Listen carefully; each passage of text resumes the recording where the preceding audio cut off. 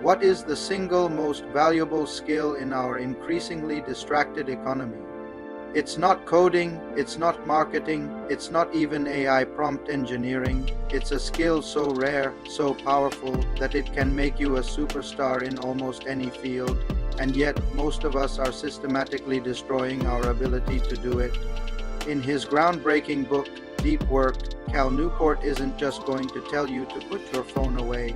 He is going to show you how to radically restructure your life to master the art of focused concentration in a world designed to break it. Big Idea reveal the core idea of deep work is devastatingly simple: the ability to focus without distraction on a cognitively demanding task is a superpower.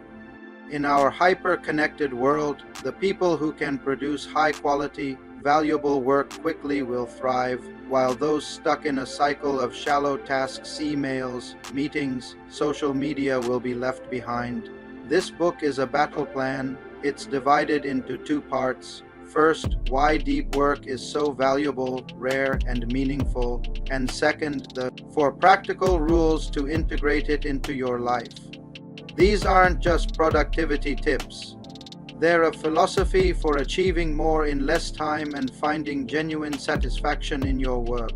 These concepts will change how you view every minute of your day, and it all starts by understanding why this skill is now the ultimate currency in the modern economy, ready to unlock your focus. Let's dive into Part 1, Chapter 1, Deep Work is Valuable. What do a groundbreaking scientist, a best-selling novelist, and a legendary computer programmer all have in common? They weren't just smart, they all mastered a specific way of working that allowed them to achieve in a few years what might take others a lifetime. What is this secret? Newport argues that deep work is incredibly valuable for 2 main reasons. First, it accelerates skill acquisition. To get better at anything hard, you need deliberate practice, which requires intense focus. Second, and more importantly, deep work allows you to produce at an elite level. In the age of AI and globalization, the economy rewards those who can quickly master complex systems and produce work of exceptional quality. The examples are everywhere, from professors who publish groundbreaking papers by going offline for months, to programmers who create revolutionary code in focused bursts. So if deep work is so incredibly valuable, the key to becoming a superstar, why isn't everyone doing it? Why is this skill becoming as rare as a diamond? The answer reveals a massive flaw in the design of our modern workplaces. Chapter 2, Deep Work is Rare. If deep work is so powerful, why do most companies and cultures actively discourage it? Why is your office designed for interruption, your boss rewards quick email responses, and your phone screams for attention every 30 seconds? It's not an accident, it's a systemic failure called the metric black hole. Newport reveals that deep work is rare because we live in a culture of shallow work, non-cognitively demanding, logistical-style tasks that are easy to replicate and measure. Reply to 50 emails. You can put that on a report. Have a clear calendar from back-to-back meetings.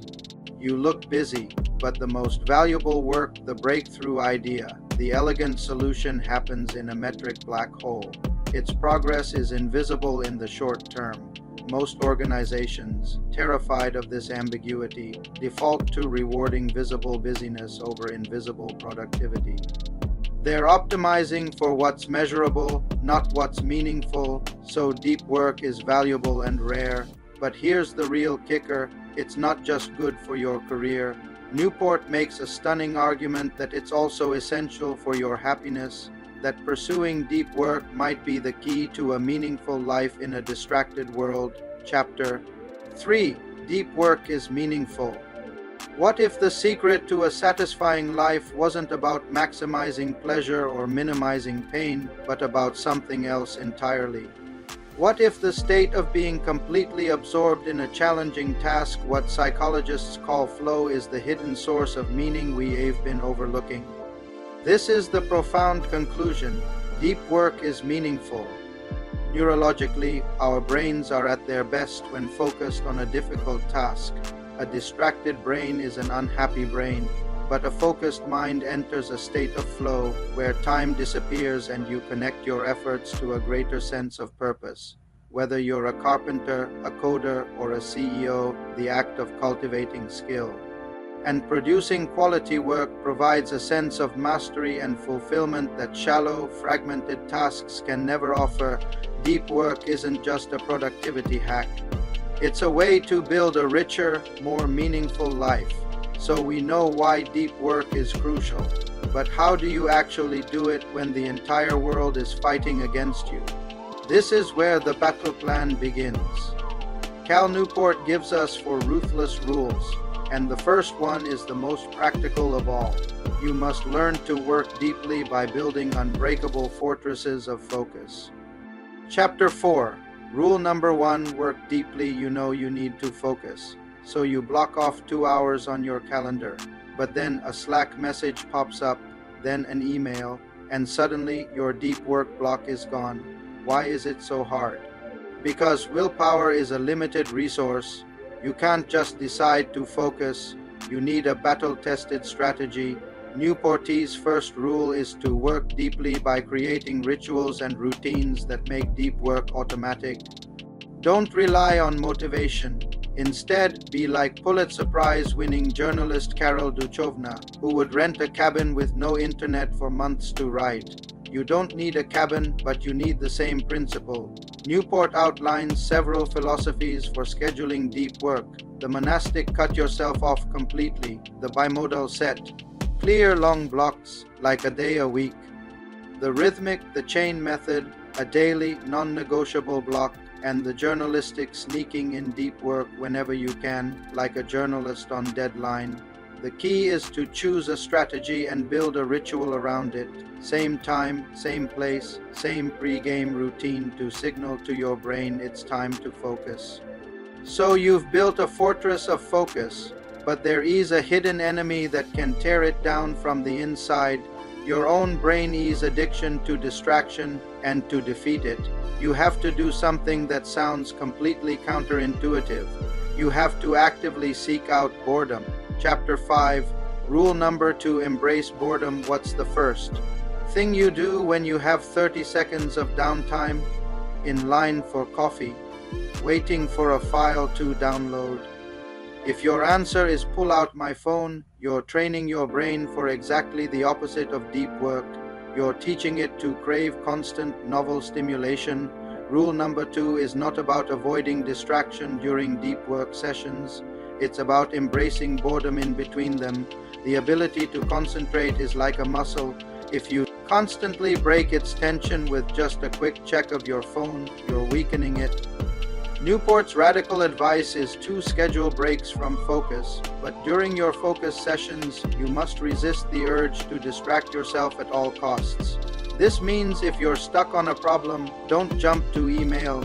Stare out the window and wrestle with it. By training your mind to accept and even welcome moments of boredom, you strengthen your focus muscle, making it easier to drop into a state of deep concentration when you need to. You rebuilding rituals and training your focus muscle. But there is a 500-pound gorilla in the room that is designed from the ground up to shatter your concentration, and to truly master deep work, you need to make a ruthless decision about the digital tools in your life, starting with the biggest offender of all. Chapter 6. Rule number 3, quit social media. What if I told you that the biggest obstacle to your focus isn't your boss or your workload, but a tool you use just for fun? A tool that is engineered by some of the world's smartest people to hijack your attention and keep you in a permanent state of shallow distraction. Rule number 3 is the most controversial: quit social media. But Newport isn't just telling you to delete your accounts out of sheer willpower.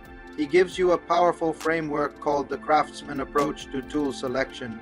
Here is how it works. Most people use the any benefit approach. If a tool offers any potential benefit, they feel obligated to use it. This is why we're on dozens of platforms.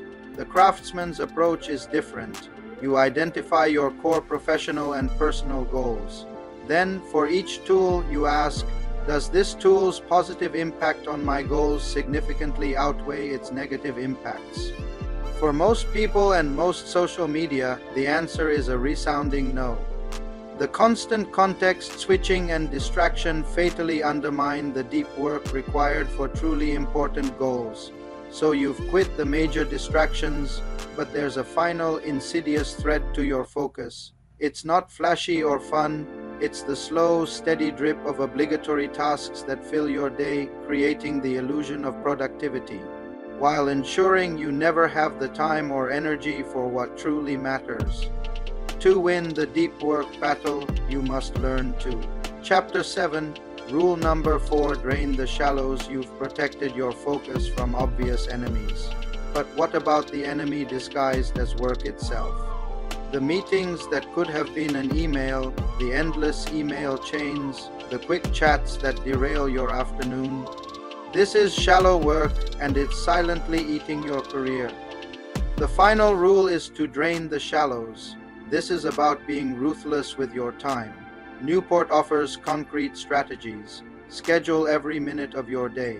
This doesn't mean you can't be flexible, but it forces you to be intentional about how you spend your time. Fix a firm shutdown time for work each day.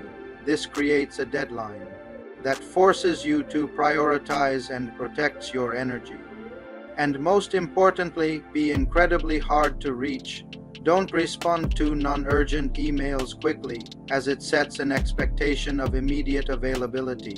By aggressively minimizing shallow obligations, you create the spaciousness in your schedule and the mental energy necessary for deep work to flourish. And there you have it, the 4 rules to reclaim your focus in a distracted world. But how do you put it all together? What does a life dedicated to deep work actually look like? The final thought from Cal Newport is both a challenge and an invitation. Closing. The final thought and CTA deep work isn't just a productivity strategy. It's a philosophy. It's a choice to value depth over distraction, craftsmanship over clickbait, and meaning over mere visibility in a world that celebrates busyness, choosing deep work is a quiet rebellion. It is the path to not only achieving extraordinary results, but also to finding genuine satisfaction in your work. Now I want to hear from you. What's your biggest challenge when it comes to deep work? Is it the lure of social media, the pressure of shallow tasks, or something else? If this video helped you see your focus in a new light, then do 2 things for me. First, hit that like button. It helps others find this content. Second, subscribe to the channel and turn on notifications. Why? Because we're building a community focused on mastering our time and attention. In the next video, we are breaking down another book that will help you work smarter, not harder.